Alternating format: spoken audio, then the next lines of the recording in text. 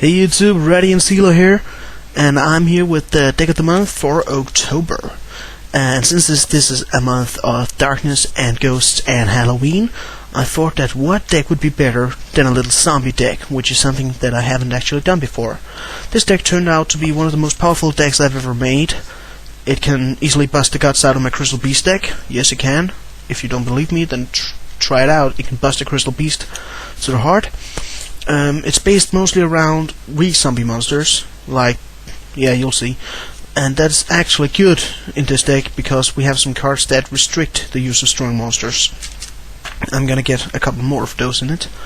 But as always, my decks are meant to be upgraded by you, so you can put your own personal fit to the decks. And I really appreciate that you like my deck of the months and so much. And I'll just want to say thank you for watching my videos. I'm really glad you do. So I'll just go ahead and take you through the deck. The first two cards are two normal 1-star zombie monsters. None other than the Skull Servants. There's actually not much to these. You just want them in your graveyard, or you can use them to attack. They're actually okay for that. 300 attack, woohoo! They're awesome in combination with the cards that are coming up. The Lady in White, I've got two of her as well. Let's see if you can see her. Oh, you can. Her effect is the level 3 or lower zombie monsters, except for herself, can't be attacked while she's on the field, so she's good for safe caving your Skull Servants or King of the Skull Servants. Also, when she's in the graveyard, her name is treated as Skull Servant, enabling this one to gain more power. We are using 2 King of the Skull Servants. 3 is a bit too much, I think, because you can't choose to activate his ability. You'll have to do it. He gains 1000 attack points for every Skull Servant in the graveyard, so with this deck he can have a total of 5000. The bad thing about this guy is that when he's summoned and destroyed, you'll have to remove a Skull Servant in your graveyard, and then he'll be special summoned. So in the end he'll be back very weak, but it's an okay card still. It's good for attacking. Use Patient Grand Mole, it's a stable, good for field control. Sangan, you can get access to almost any monster in the deck with this guy, so why not use him? Okay, Spirit Reaper. He's indestructible by anything, by any attacks, so that's pretty cool. And when he attacks directly, opponents must discard a card. 2 Pyramid Turtle, not free. I know it's a good speed, but it's also a bit of a drawback. It's good for busting out higher level zombies quick. 2 Malice, of Demise. He's not a zombie, I know that, but his ability is quite useful with a card that's coming up later, because when he's tributed by a continuous spell card, he returns during the standby phase, and that is pretty cool, I think. 3 Zombie Masters. The Zombie Master is awesome for summoning back monsters that you've lost. The bad thing about him is that he isn't little blood, but except from that, he's just an awesome card with 1800 attack and the ability to resurrect. Paladin of the Cursed Dragon is also like Zombie Master, but he can resurrect your opponent's zombie monsters. He's okay when Zombie World is on the field, so that's why I use him. Card Trooper is an excellent speed booster for this deck, since if you're lucky you'll mill out your Skull Servants, and then the King of the Skull Servants will get more power. And when he's destroyed you can draw a card. So I think he's pretty cool. Now for the tributed monsters. Malevolent, Mech, Gory N, I think, or something. Goku N. He's awesome for zombie decks. He can be summoned without any tributes, but you'll have to destroy him at the end phase if you do not control any zombies. I don't know about you, but a monster 2400 without tributes in this deck, you gotta have him. You just gotta love him, and he's summonable by Pyramid Turtle. And when he's destroyed by his own effect, you take damage equal to his attack. So try not to summon him without any zombies, okay? Ryu Kokki, an excellent zombie monster for wiping out your opponent's warriors and spellcasters, and with all the warriors toolbox decks up right now, and all the Stratos and such, and Plasma, this card is awesome.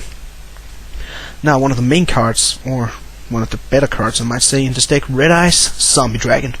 He can be tributed with 1 tribute if it's a zombie monster that you tribute to summon him, and that's pretty cool, I think. And let me remember the rest of his ability.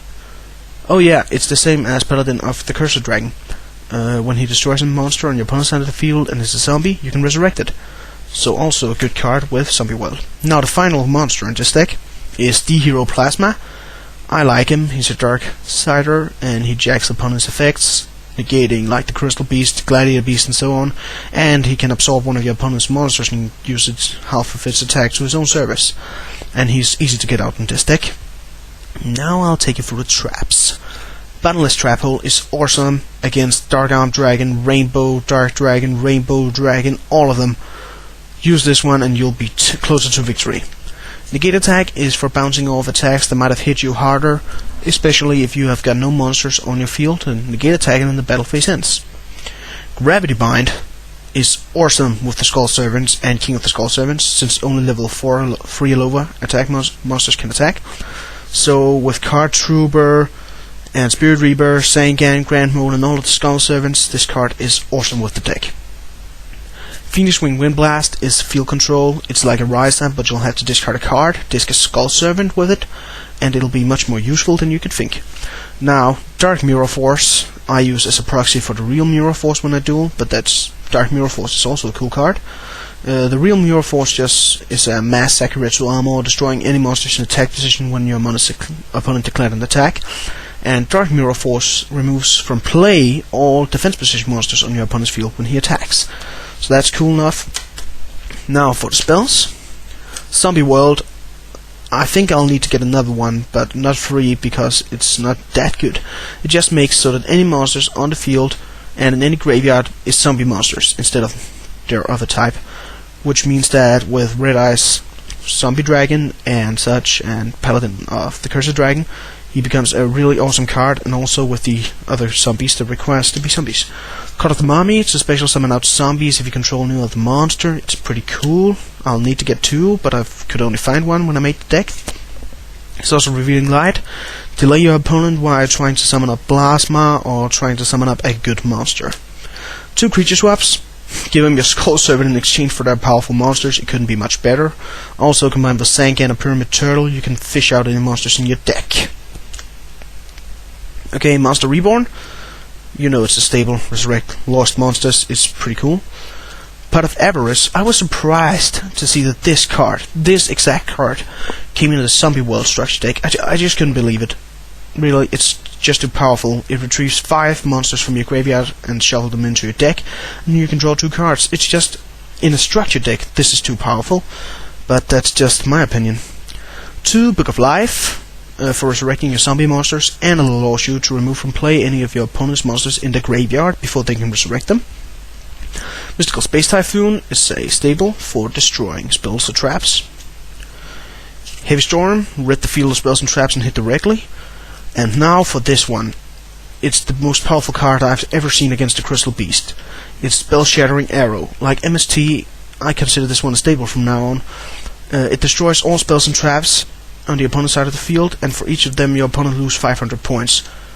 It's just freaking amazing. It's Harpy's Feather Duster around again, but just better since it's a quick play. So I actually have a little feeling it might get banned, but I'll use it until it gets. Card Destruction. Toss out Skull Servant and Lady in White to draw up more powerful cards. And Ectoplasmer. This was the card that I spoke about that could be dangerous to handle, because if you use it at the wrong time, Ectoplasmer will cost you your victory. And that's a fact. But combine it with Malice of Demise and you have a pretty awesome combo. That was the last card in this deck. I hope you enjoyed it. I just want to say I love playing with this deck.